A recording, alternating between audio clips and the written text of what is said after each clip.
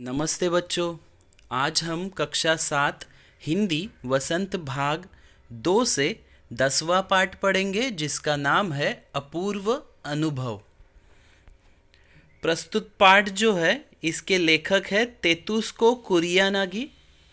पाठ को शुरू करने से पहले हम पाठ का सार पढ़ लेते हैं, जिससे हमें पाठ समझने में आसानी होगी। देखिए, अपूर्व अनुभव नामक पाठ में तोतो-चान और यासुकी-चान नामक दो जापानी बच्चों के संघर्ष की कहानी दी गई है। तोतो-चान और यासुकी-चान को पेड़ पर चढ़ने का न्योता देती है, लेकिन यासुकी-चान को पोलियो है। इस कारण वह पेड़ पर चढ़ने में असमर्थ है। दोनों पेड़ पर चढ़ने की योजना बनाते हैं, लेकिन वे यह बात अपने माता पिता को नहीं बताते।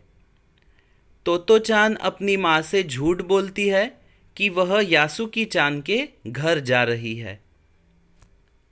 वह यासुकी-चान को स्कूल में मिलती है और उसे लेकर अपने पेड़ के पास पहुंचती है।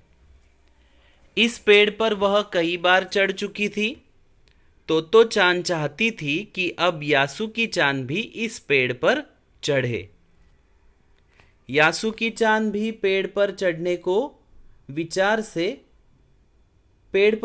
के विचार से बहुत उत्साहित था। तोतो-चान चौकीदार के छप्पर से एक सीढ़ी घसीटकर पेड़ के तने के सहारे लगा देती है। वह यासुकी-चान को पेड़ पर चढ़ने की कोशिश करने के लिए कहती है, लेकिन यासुकी-चान बिना सहारे के एक सीढ़ी भी नहीं चढ़ पाता और वह निराश हो जाता है। तोतो-चान उसे चिढ़ाती और हंसाती है। वह उसे दोबारा पेड़ पर चढ़ने की कोशिश करने के लिए कहती है। अब वह चौकीदार के छप्पर से एक तिपाई सीढ़ी ले आती है। इस सीढ़ी के डगमगाने की डर भी नहीं थी। यासुकी-चान फिर से प्रयास करता है। भयंकर गर्मी के दिन वे दोनों संघर्ष कर रहे थे। तोतो-चान किसी भी तरह यासुकी-चान को पेड़ पर चढ़ाकर नई नई चीजें दिखाना चाहती है। वह उसे हर सीढ़ी पर चढ़ने में मदद करती है। यासुकी-चान भी पूरी शक्ति लगाकर पेड़ पर चढ़ने की कोशिश करता है। आखिरकार वह पेड़ के पास तक पहुंच ही जाता है। तभी तोतो-चान को लगता है कि उनकी सारी मेहनत बेकार गई। यासुकी-चान पेड़ के पास तो पहुंच गया, लेकिन पेड़ पर चढ़ नहीं पा रहा था। तोतो-चान उसे पेड़ का सहारा लेकर लेटने को कहती है।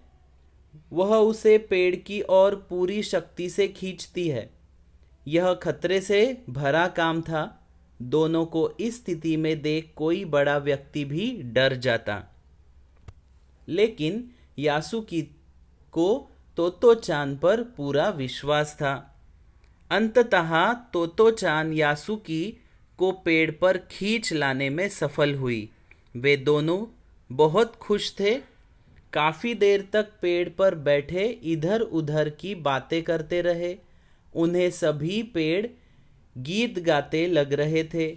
यासुकी के लिए पेड़ पर चढ़ने का अनुभव अपूर्व था। तो ये था इस पाठ का सार। जैसे कि हमने पढ़ा, इस पाठ में दो बच्चों की कहानी दी गई है जो कि जापानी है और उनका नाम तोतो-चान और यासुकी-चान ऐसा है।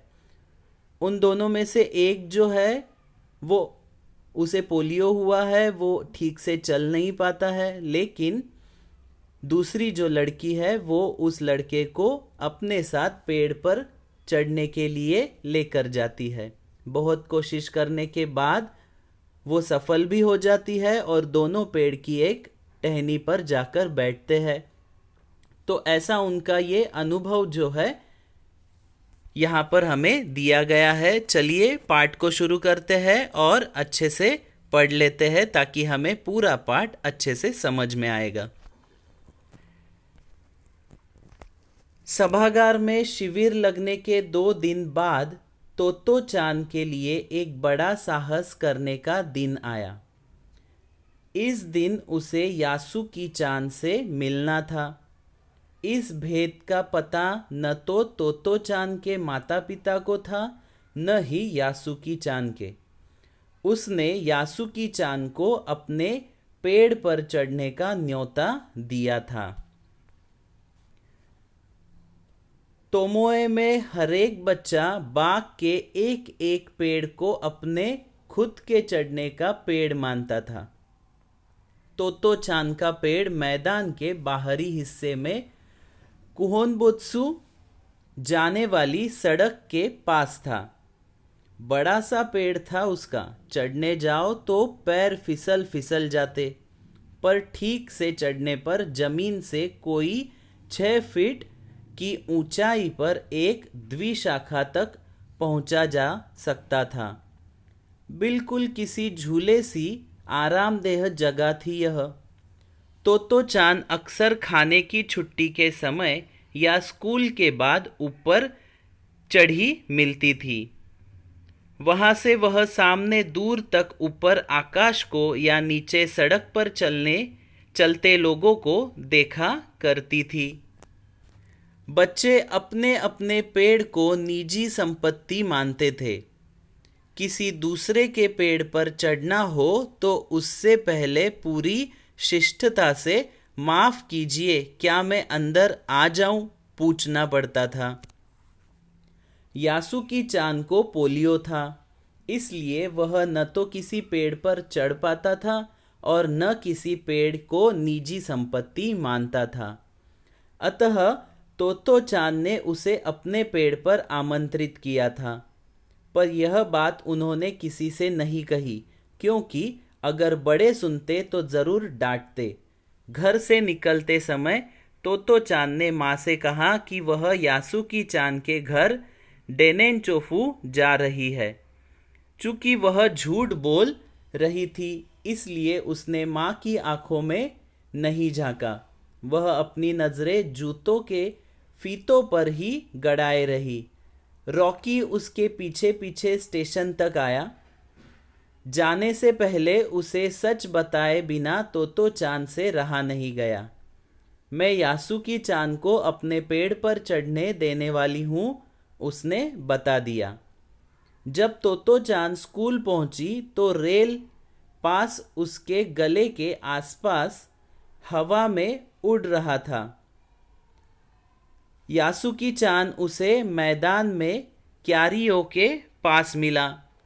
गर्मी की छुट्टियों के कारण सब सूना पड़ा था। यासुकी चान उससे कुल जमा 1 ही वर्ष बड़ा था, पर तोतो चान को वह अपने से बहुत बड़ा लगता था। जैसे ही यासुकी चान ने तोतो चान को देखा, वह पैर घसीटता हुआ उसकी ओर बढ़ा। उसके हाथ अपनी चाल को स्थिर करने के लिए दोनों ओर फैले हुए थे। तोतो चान उत्तेजित थी। वे दोनों आज कुछ ऐसा करने वाले थे जिसका भेद किसी को भी पता न था। वह उल्लास में ठिठिया कर हंसने लगी। यासुकी चान भी हंसने लगा। तोतो चान यासुकी चान को अपने पेड़ की ओर ले गई और उसके बाद वह तुरंत चौकीदार के छप्पर की ओर भागी, जैसा उसने रात को ही तय कर लिया था। वहां से वह एक सीढ़ी घसीटती हुई लाई। उसे तने के सहारे ऐसे लगाया जिससे वह द्विशाखा तक पहुंच जाए। वह कुर्सी से ऊपर चढ़ी और सीढ़ी के किनारे को पकड़ लिया। तब उसने पुकारा, ठीक है, अब ऊपर चढ़ने की कोशिश करो।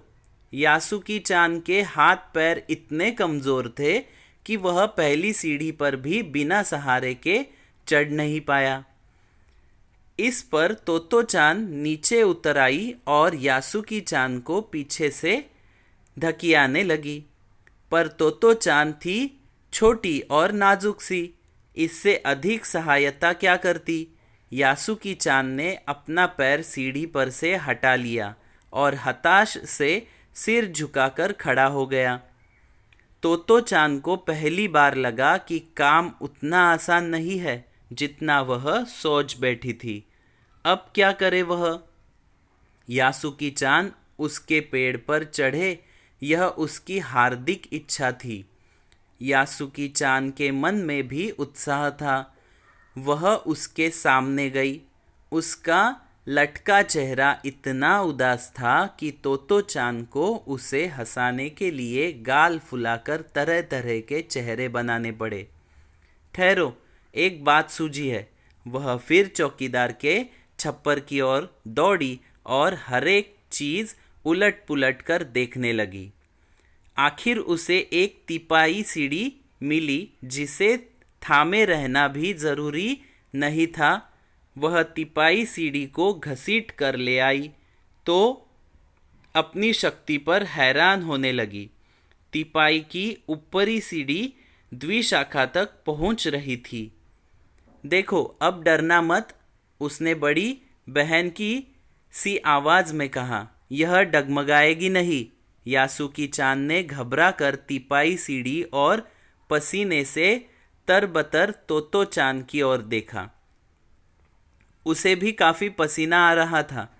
उसने पेड़ की ओर देखा और तब निश्चय के साथ पांव उठाकर पहली सीढ़ी पर रखा। उन दोनों को यह बिल्कुल भी पता न चला कि कितना समय यासुकी चान को ऊपर तक चढ़ने में लगा। सूरज का ताप उन पर पड़ रहा था, पर दोनों का ध्यान यासुकी चान के ऊपर तक पहुंचने में रमा था। तोतो चान नीचे से उसका एक एक पैर सीढ़ी पर धरने में मदद कर रही थी। अपने सिर से वह उसके पिछले हिस्से को भी स्थिर करती रही। यासुकी चान पूरी शक्ति के साथ जूझ रहा था और आखिर वह ऊपर पहुंच गया। हुर्रे! पर उसे अचानक सारी मेहनत बेकार लगने लगी।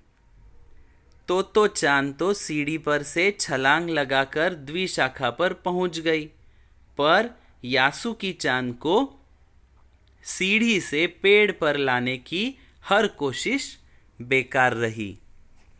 यासुकी चान सीढ़ी थामे तोतो चान की ओर ताकने लगा। तोतो चान की रुलाई छूटने को ही थी। उसने चाहा था कि यासुकी चान को अपने पेड़ पर आमंत्रित कर तमाम नई नई चीजें दिखाए, पर वह रोई नहीं। उसे डर था कि उसके रोने पर यासुकी चान भी रो पड़ेगा। उसने यासुकी चान का पोलियो से पिचकी और अकड़ी उंगलियों वाला हाथ अपने हाथ में थमा लिया। उसके खुद के हाथ से वह बड़ा था, उंगलियां भी लंबी थी। देर तक तोतो चान उसका हाथ थामे रही, तब बोली, तुम लेट जाओ, मैं तुम्हें पेड़ पर खींचने की कोशिश करती हूँ। उस समय द्विशाखा पर खड़ी तोतो चान द्वारा यासुकी चान को पेड़ की ओर खींचते अगर कोई बड़ा देखता तो वह जरूर डर के मारे चीख उठता। उसे वे सच में जोखिम उठाते ही दिखाई देते, पर यासुकी चान को तोतो चान पर पूरा भरोसा था और वह खुद भी यासुकी चान के लिए भारी खतरा उठा रही थी। अपने नन्हे नन्हे हाथों से वह पूरी ताकत से यासुकी चान को खींचने लगी। बादल का एक बड़ा टुकड़ा बीच बीच में छाया करके उन्हें कड़कती धूप से बचा रहा था। काफी मेहनत के बाद दोनों आमने सामने पेड़ की द्विशाखा पर थे। पसीने से तरबतर अपने बालों को चेहरे पर से हटाते हुए तोतो चान ने सम्मान से झुक कर कहा, मेरे पेड़ पर तुम्हारा स्वागत है। यासुकी चान डाल के सहारे खड़ा था। कुछ झिझकता हुआ वह मुस्कुराया। तब उसने पूछा, क्या मैं अंदर आ सकता हूँ? उस दिन यासुकी चान ने दुनिया की एक नई झलक देखी जिसे उसने पहले कभी न देखा था।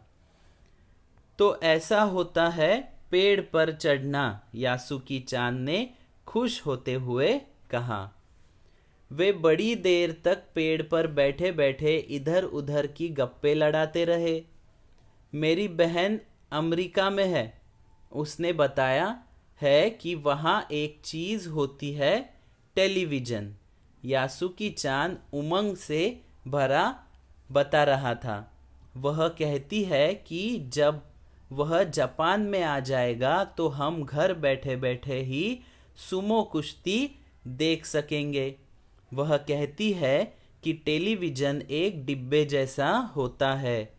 तो चान उस समय यह तो न समझ पाई कि यासुकी चान के लिए जो कहीं भी दूर तक चल नहीं सकता, घर बैठे चीज़ों को देख लेने के क्या अर्थ होंगे।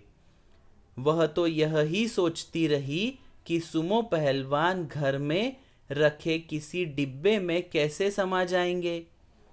उनका आकार तो बड़ा होता है, पर बात उसे बड़ी लुभावनी लगी। उन दिनों टेलीविज़न के बारे में कोई नहीं जानता था। पहले पहले यासुकी चान ने ही तो चान को उसके बारे में बताया था। पेड़ मानो गीत गा रहे थे और दोनों बेहद खुश थे। यासुकी चान के लिए पेड़ पर चढ़ने का यह पहला और अंतिम मौका था। इस प्रकार यह अपूर्व अनुभव पाठ यहाँ पर ख़त्म होता है। यासुकी चान और तोतो चान, ये दो जो छोटे बच्चे हैं, इनके इस अनुभव की कहानी यहाँ पर हमें लेखक ने दी गई है। जैसे कि ये दोनों भी बच्चे अनजान थे एक चीज़ से, जैसे कि उस लड़के को पोलियो था, वो खुद ठीक से चल नहीं पाता था, उसके हाथ स्थिर नहीं रख पाता था। लेकिन उस लड़के को ये लड़की क्या करना चाहती थी, अपने पेड़ पर लेकर जाना चाहती थी। और उसने कड़ी कोशिश और मेहनत करने के बाद उस अपने दोस्त को, जिसे पोलियो हुआ था, अपने पेड़ पर ले जाने में कामयाब रही थी। और ऐसा इनका ये अनुभव बहुत ही रोमांचकारी कहानी के स्वरूप में हमारे सामने लेखक ने रखा हुआ है। यहाँ पर ये पाठ ख़त्म होता है। आप सभी को ये पाठ अच्छे से समझ में आया होगा, ऐसी मैं आशा रखता हूँ। और आज का सेशन यहीं पे ख़त्म करता हूँ। अगले वीडियो में नया एक पाठ लेकर मिलेंगे। तब तक के लिए धन्यवाद।